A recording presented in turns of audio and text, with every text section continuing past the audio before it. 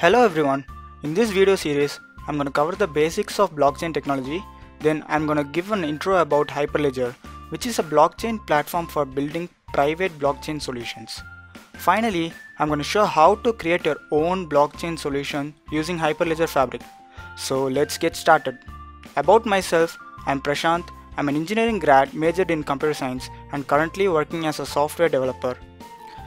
This video series is for beginners to blockchain who has a computer science or IT background and who wants to learn about blockchain technology and to implement blockchain solutions with Hyperledger Fabric. I assume that my viewers have a fair understanding about distributed systems and peer-to-peer architecture. This video series will focus mostly on technical perspective rather than business perspective. In this video series, this is what we are going to do.